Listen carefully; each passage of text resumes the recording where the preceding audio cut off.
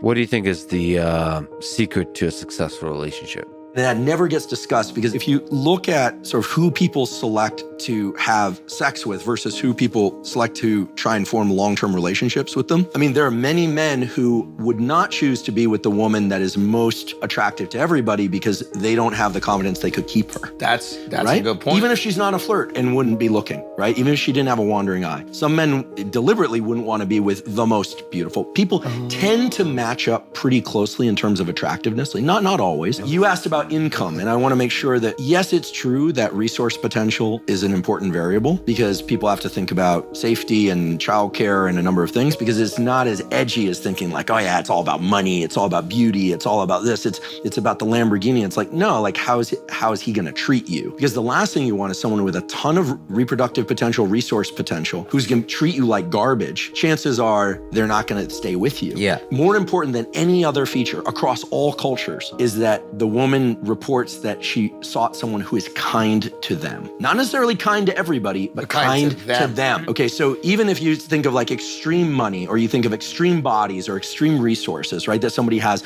women in terms of who they tend to pair up with long-term is shown up over and over again in the data is that their top priority is that someone be kind to them. In other words, they're not interested in being with someone who's really wealthy who treats them like garbage. And I think this gets lost because people think, oh, it's all about money. It's not all about money. It's about safety and kindness because you're talking about a long-term bond. Right. Now, then people say, well, what about this notion of gold diggers? And by the way, there are male and female gold diggers. It's about safety and resources. And this also varies by culture, whether or not women tend to work or not work. But overall, again, I don't mean to, be a dead horse with this, but it's really that kindness towards them is critical, but not necessarily kindness to everybody. Is that tied to reproductive success also? And that like if he's kind to me, he'll be kind to my kids and they have a better chance of surviving? Yeah, we're doing a bit of a just so story there. Like I don't know exactly what the experiment would look like, and I'm sure the experiment's been done, but I have to assume yes, right? Because the last thing you want is someone with a ton of reproductive potential, resource potential, who's going to treat you like garbage. Chances are they're not going to stay with you. Yeah. Or you're going to be there, but then they're going to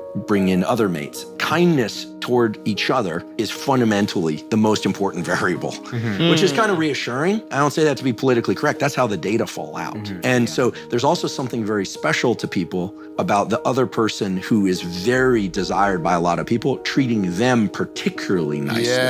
Right? Like, I mean, you hear this notion of being picked, right? Yeah. And there's mutual picking. And everything is changing now too, right? I mean, the way that there are apps like Bumble where women actually have to say that it's, yes, I will talk to you, right? Yeah. It's not a bidirectional conversation. There's an asymmetric conversation. Yeah. You have to be careful the questions you ask in a relationship too. You have to make sure you really want that information. And it's not just about people's past, right? If you ask somebody how they really feel about something about you, and they tell you, that may be soothing, it may be intensely stressful. Here's one thing I know for sure. For a relationship to work, you have to be brave. Again, not on the apps, but I'm fascinated by this because it's human dating behavior, but it's always going to be through the filter of biology. Well, maybe you can answer this. Can the brain outpace evolution? Where we have millions of years of evolution that men say, I'm attracted to these proportions that will nourish my kids the best, and women say, I'm attracted to these features that say he'll take care of my kids. Now society's changing. In the last 70 years, can your brain outpace your evolution, which has been hardwired for millions of years? So we have this real estate in our brain right behind our forehead called the prefrontal cortex, and it's your rule setting machine, okay? So you can create new rules for what's going to drive your behavior. Like we can decide that what's important in a given set of situations is blank. You actually see this, right? If people go away on retreats or they go to some event and there's only, let's say 10 men and 10 women, they're all heterosexual, who you find most attractive will be gauged against the other 9. But in a world in New York City, the distribution is much broader and the mean is shifted perhaps, right? And so you can't beat evolution. You're always going to be constrained by brain wiring, but you can condition certain things.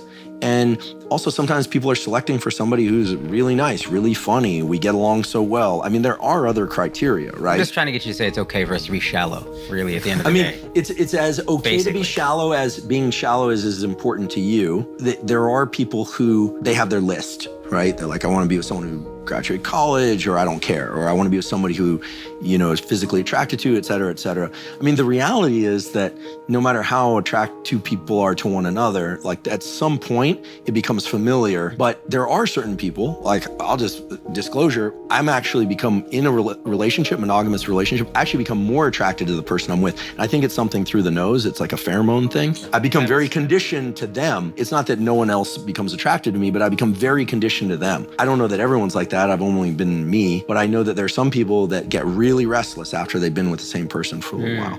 And sometimes that's psychological, like they never got it out of their system. They married the first person they were with. And other times it could be physiological.